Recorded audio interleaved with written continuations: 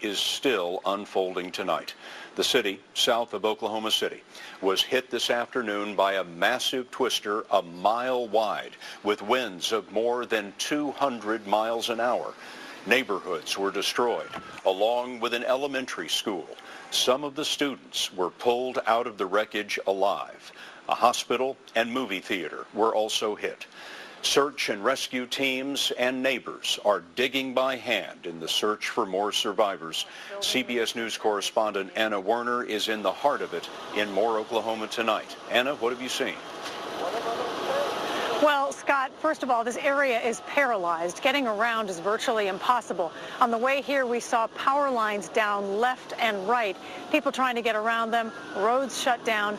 This used to be a neighborhood of single-family brick homes. It is now unrecognizable. The tornado came through here and shredded everything. Now people have been simply walking around all afternoon trying to find a way to cope.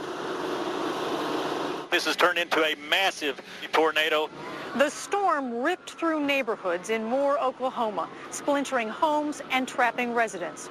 Command posts were set up and emergency crews dispatched into what looked like a burning war zone. Me and my mom were getting ready to leave, and our next door neighbor told us there's no way that we could survive it, so he told us to come to his house, and we went into his house, into the bathroom, and that's when it just hit. I mean, we could just hear everything. I am standing in the middle of what used to be a neighborhood of single-family homes, brick single-family homes here in Moore, Oklahoma. People describe this tornado as a mile wide, some observers did. There are cars littered all along here. The tornado literally just picked them up and threw them into the grass. You can't see what used to be a home, and walking through here is treacherous. There are nails everywhere. Meanwhile, all around us are residents trying to look for people, for pets, trying to see. Some of them look as if they're in shock. They're walking around with looks of shock on their faces. Scott Evanson had just recently moved here with his family into his grandmother's home. It was just massive.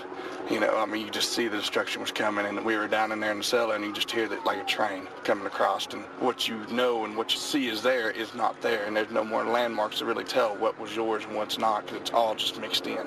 Barbara Garcia has been preparing for this day since she moved into the neighborhood 45 years ago. I was sitting on the stool holding my dog. This was the game plan all through the years.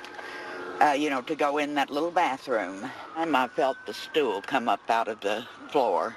When it stopped, and I hollered for my little dog, and he didn't answer. The dog. Hi, Puppy. The dog. Oh, help me. Help Megan. Oh, Bessie.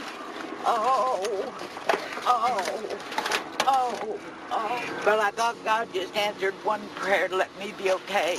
He answered both of them. There's so much destruction. You can't begin to imagine how people can start to clean this up. And indeed, I think on many people's minds tonight is just where do they go? What has happened to their homes? They're still trying to recover. Now, police are just beginning to get into these areas to try to start searching for victims. But that, too, is going to take, Scott, a very long time. Anna, so we know now from the medical examiner 37 dead and counting. I wonder what you have seen about the rescue effort there while you've been watching. Most of what we have seen is neighbors helping neighbors, Scott, trying to help them look for instance, we saw a group of men trying to dig the debris of a home apart looking just for a dog, a pet dog. There's neighbors over here searching through a house. We've seen some police coming into the neighborhood, pulling on their gloves, gradually beginning to get in here to try to search. But it seems so far that there really isn't an organized effort, at least not in this neighborhood. They are going to close the neighborhood off for the night and have asked everyone to leave to try to kind of get some control here. And we're still smelling gas here, so you've got an idea of how dangerous this could be for people to try to be in here.